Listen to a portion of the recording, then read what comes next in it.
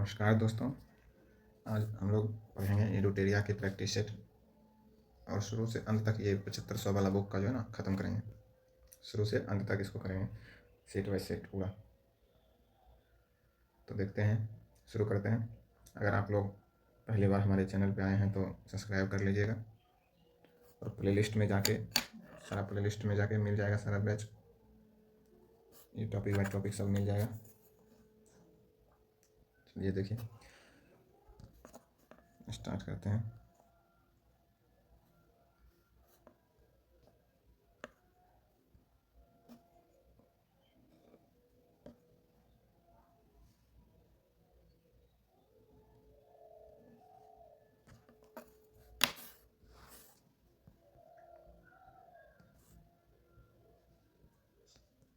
तथा भारत के साथ व्यापार करने का चार्टर महारानी एलिजाबेथ द्वारा कब दिया गया था? तो कब दिया गया है? 31 दिसंबर 1600 को दिया गया था। कब? 31 दिसंबर 1600 को दिया गया था। उसके बाद दूसरा कहता है, भारतीय राष्ट्रीय आंदोलन के प्रारंभ से ही उग्र राष्ट्रवादियों का भी वर्ग था, निम्न में से कौन सा शामिल नहीं है? पूछ रहे हैं इनमें से कौन शामिल नहीं थे। तो इसका आंसर हो जाए गोविंद रानडे शामिल नहीं थे। गोविंद रानडे शामिल नहीं थे। तो आगे देखते हैं। उसके बाद कहता है 1916 में कांग्रेस और मुस्लिम लीग के बीच लखनऊ समझौता हुआ, उसके कौन सा परिणाम बाद में घातक सिद्ध हुआ था? तो इसका आंसर क्या होगा? तो इसका आंसर हो जाएगा कांग्रेस द्वारा मुसलमानों के प्रति संतुष्टिकरण की नीति का आरंभ होना। यह हो जाएगा इसका आंसर। उसके बाद है चौथा, देखिए कहता है व्यक्तिगत सत्याग्रह किस गवर्नर जनरल के काल में हुआ था? तो व्यक्तिगत सत्याग्रह जो हुआ था ना, लिनलिथिगो के समय में हुआ था। किसके समय में हुआ था? लिनलिथिगो के समय में हुआ था। उसके बाद पांचवा कहता है भारतीय राष्ट्रीय कांग्रेस की पूर्ववर्ती संस्थाओं में सबसे पहली प्रमुख संस्था थी कौन सी? तो सबसे पहली प्रमुख संस्था थी ब्रिटिश इंडिया एसोसिएशन। सबसे पहली संस्था थी ब्रिटिश इंडिया एसोसिएशन। उसके बाद जो है कहता है साइमन कमीशन की सिफारिश के संदर्भ में निम्नलिखित में से कौन सा कथन सही नहीं है? यानी सही कथन है वो पूछ रहा है, कौन गलत है वो तो नहीं बताना। इनमें से प्रांतों में द्वैध शासन को उत्तरदायी सरकार द्वारा प्रतिस्थापित करने की संतुष्टि की, इससे गृह विभाग के अधीन अंतर प्रांतीय परिषद स्थापित करने का सुझाव दिया। उसके बाद कहता है इसने केंद्र में द्विसदन विधायिका के उन्मूलन का सुझाव दिया। इसने भारतीय पुलिस सेवा इस प्रावधान के साथ सर्जित करने का संतुष्टि की ब्रिटिश भर्ती का भारतीय की तुलना में वेतन भत्ता अधिक होगा। तो इसका 6 का आंसर हो जाएगा ये। इसने केंद्र यानी सी, 6 का कौन सा आंसर हो जाएगा? 6 का सी हो जाएगा। 6 का सी हो जाएगा आंसर। चलिए उसके बाद देखिए 7 में कहता है दादा भाई Nehru British house of Commons के लिए चुने जाने वाले पहले भारतीय थे। उन्होंने किस पार्टी के टिकट पर चुनाव लड़ा था? किस पार्टी के टिकट पर चुनाव लड़ा था? तो बताइए, आप लोग कमेंट कीजिए। जो जानते हैं वो कमेंट भी करते रहिए, और जो नहीं जानते हैं तो ध्यान से देखिए कि दादा भाई नेहरू जो सबसे पहले ब्रिटिश कॉमन्स हाउस में जो चुनाव लड़ा था वहाँ तो किस पार्टी से लड़ा था? तो इसका आंसर हो जाएगा लिबरल पार्टी। कौन सा हो जाएगा? Liberal party. ठीक, इसका आंसर लिबरल पार्टी हो जाएगा। चलिए आगे देखिए, कहता है भारत पर हुनों का आक्रमण जो प्रथम आक्रमण किस शासक के समय में हुआ था? ये पूछ रहा है। भारत पर हुनों का प्रथम आक्रमण किस शासक के समय में हुआ था? तो इसका आंसर हो जाएगा यानी कि स्कंदगुप्त के शासनकाल में। स्कंदगुप्त के शासनकाल में। किसके शासनकाल हो जाएगा? स्कंदगुप्त के शासनकाल में। चलिए ठीक है। उसके बाद देखिए कहता ऐहोल अभिलेख किस शासक से संबंधित है? ऐहोल अभिलेख किस शासक से संबंधित है? तो ऐहोल अभिलेख किससे संबंधित है? तो आप लोग कमेंट कीजिए जो जानते हैं, और जो नहीं जानते हैं तो देखिए आंसर उसका होगा पुलकेशिन द्वितीय से। किससे? तो पुलकेशिन द्वितीय से। ऐहोल अभिलेख किससे संबंधित है? किस शासक से? पुलकेशिन द्वितीय से। उसके बाद कहता सत्यमेव जयते किस उपनिषद से लिया गया है? सब ये तो सबको पता होगा। 10 का आंसर हो जाएगा मुंडको उपनिषद। मुंडको उपनिषद से लिया गया। चलिए उसके बाद कहता है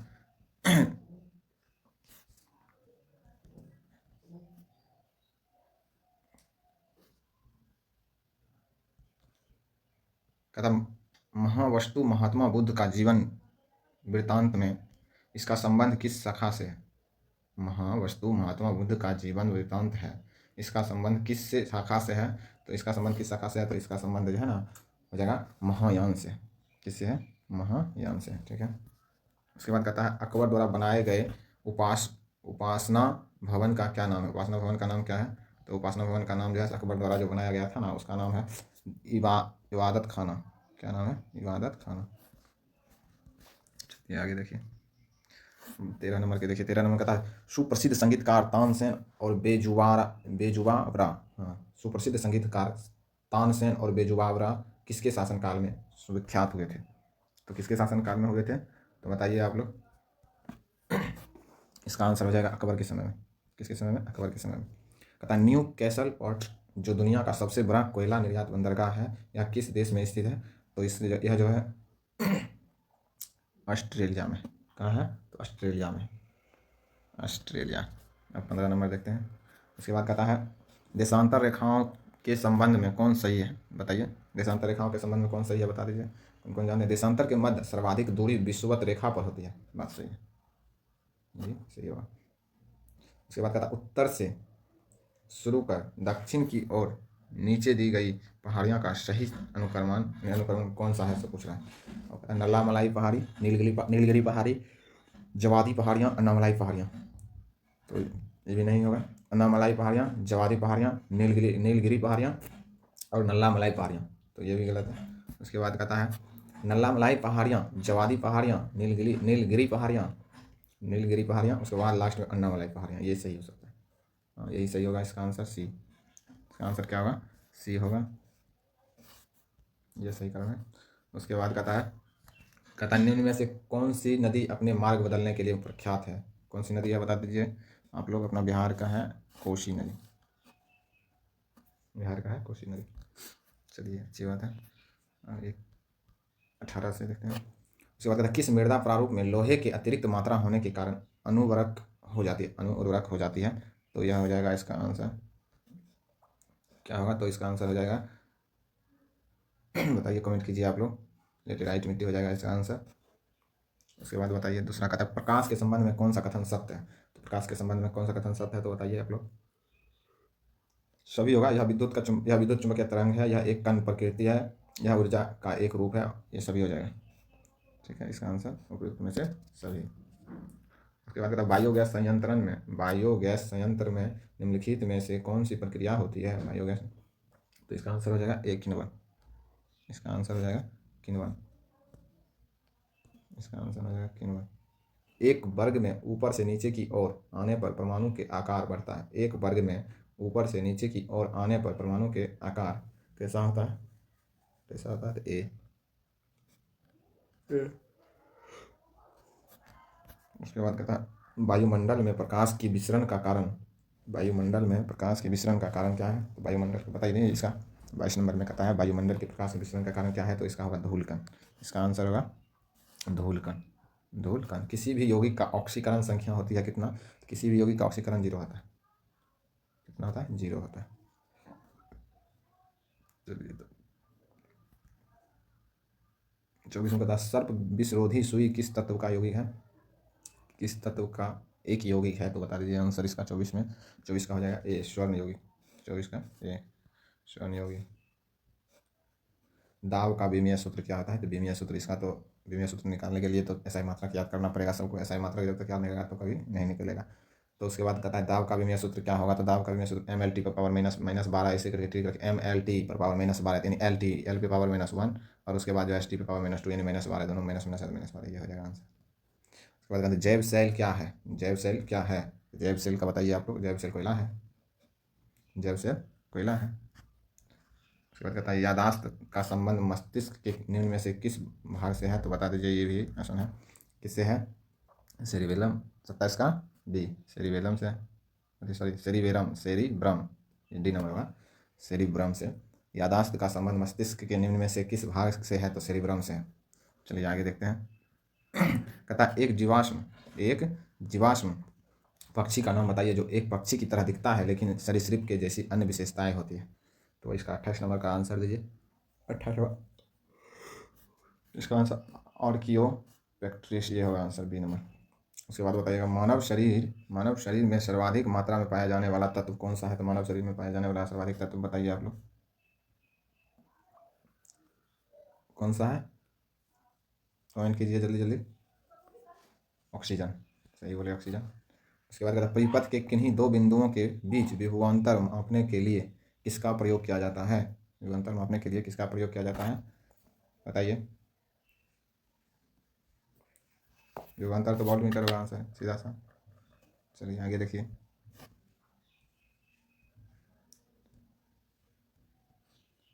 कहता है आपातकाल के दौरान मौलिक अधिकारों का निलंबन कौन कर सकता है? आपातकाल के दौरान मौलिक अधिकार का निलंबन कौन कर सकता है बताइए। इसका भी आंसर दीजिए।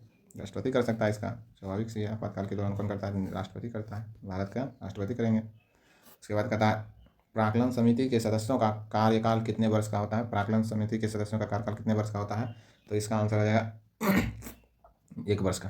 कितने वर्ष का? 1 वर्ष का। कितने वर्ष का होता है? चलिए आगे बताइएगा। निम्नलिखित में से किसके अनुमोदन से भारत की संचित निधि से पैसा निकाला जाता है? पैसा निकाला जाता है किसके अनुमति से? तो 33 का हो जाएगा, यानी कि भारत के संसद के अनुमति से, बिना संसद की अनुमति से नहीं होगा। उसके बाद 34 का देखिए आगे चलिए। कहता भारतीय संविधान में विधि के समक्ष क्षमता किस देश के संविधान से लिया गया? विधि के समक्ष क्षमता किस देश से लिया गया है? तो बताइए आप लोग। 34 का हो जाएगा ब्रिटेन। आंसर ब्रिटेन से लिया गया है। उसके बाद कहता संविधान संशोधन प्रक्रिया संविधान के किस भाग से उल्लेखित किया गया है? तो संविधान भाग 20 में संविधान भाग 20 में संविधान संशोधन। ठीक। उसके बाद कहता है अनुसूची को 1 से 2 को सूची को मिलाइए। कहता भाषाओं का उल्लेख क्यों अनुसूची में? 8वीं अनुसूची में। इसका 1 का हो जाएगा। 1 का हो जाएगा, कौन सा हो जाएगा बताइए आप लोग कमेंट कीजिए। तो क्या होगा? तो 1 का हो जाएगा 8वीं अनुसूची। 1 का ये हो जाएगा। उसके बाद कहता है दल बदल, तो दल 2 से दल बदल 2 से 10वां, 2 से दल बदल तो 2 से 10वां। 73वां संविधान संशोधन अधिनियम भूमि सुधार एवं अधिग्रहण संबंधी कौन सा है? 73वां संविधान संशोधन। सीधा पहले 73वां संविधान संशोधन आया, तो कौन सा हो जाएगा बता दीजिए आप लोग।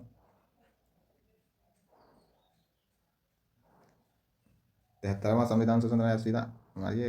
ये 73वां संविधान 11वीं अनुसूची और भूमि सुधार 9वीं अनुसूची हो गया इसका आंसर।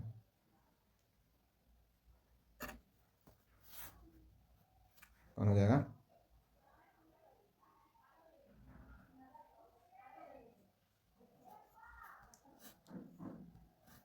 उसके बाद आगे आइए। 1833 के चार्टर अधिनियम के अंतर्गत प्रथम विधि आयोग का गठन किसकी अध्यक्षता में किया गया है? तो किसकी अध्यक्षता में किया गया है बताइए।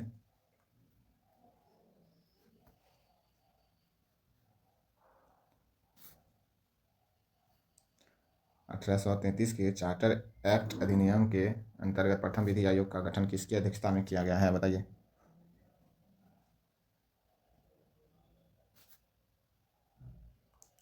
लॉर्ड मैकाले के अध्यक्षता में। किसकी अध्यक्षता में किया गया है? लॉर्ड मैकाले की अध्यक्षता में। उसके बाद कहता है निम्न में से कौन सी औषधि क्रांति प्याज और झींगा उत्पादन से संबंधित है? तो इसका भी बता दीजिए आंसर। तो ये झींगा उत्पादन कौन सी होगी? 38 का गुलाब क्रांति। कौन सा? गुलाब क्रांति। चलिए उसके बाद आगे देखिए। कहता है निम्नलिखित में से किन दो संस्थानों को ब्रेटन वुड्स जुड़वा के नाम से जाना जाता है? जुड़वा के नाम से जाना जाता है। तो 39 में बता दीजिए। 39 का क्या हो जाएगा? सी हो जाएगा इसका भी। IMF और विश्व बैंक। IMF और विश्व बैंक। चलिए अब कहता है किस वर्ष भारतीय रिजर्व बैंक का राष्ट्रीयकरण किया गया था? बता दीजिए, ये भी आसान है। किस वर्ष भारतीय रिजर्व बैंक का राष्ट्रीयकरण किया गया है? तो 40 का हो जाएगा। इसका जो 49, सॉरी 49 नहीं होगा, 69 होगा। 89 ना होगा। किस वर्ष भारतीय रिजर्व बैंक का राष्ट्रीयकरण किया गया?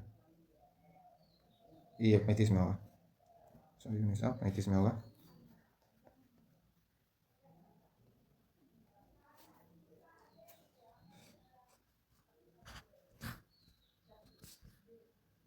उसके बाद आगे देखिए। कहता है हिंदू राष्ट्र का विचार मूलतः किसका है? हिंदू राष्ट्र का विचार मूलतः किसका था? तो इसका भी आंसर दीजिए आप लोग। 41 नंबर का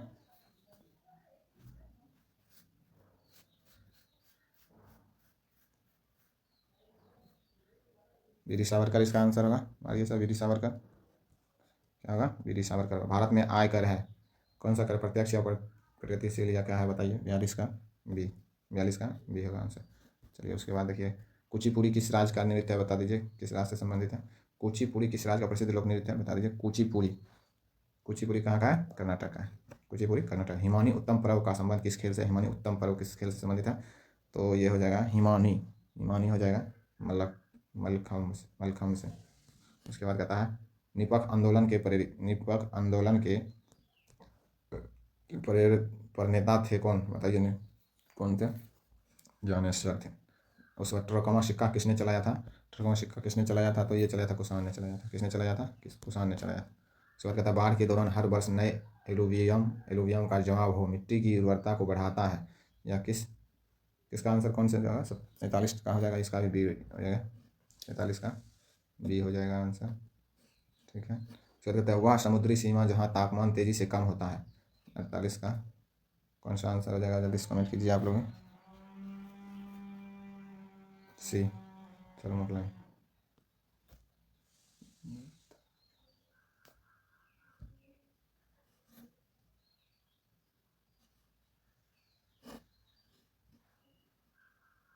चलिए देखिए 45 का फिर से देखिए 45 से निष्पक्ष आंदोलन के प्रणेता कौन थे?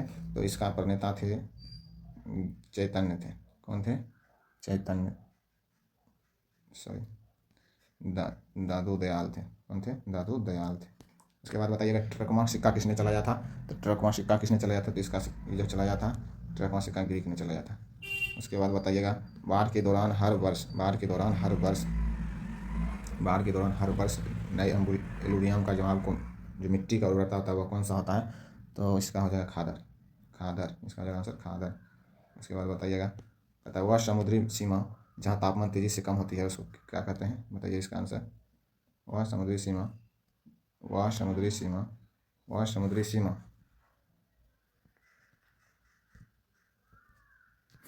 सीमा जहाँ तापमान तेज़ी से कम होती है वह, बताइए उसका आंसर क्या होगा? 48 का सी हो जाएगा आंसर।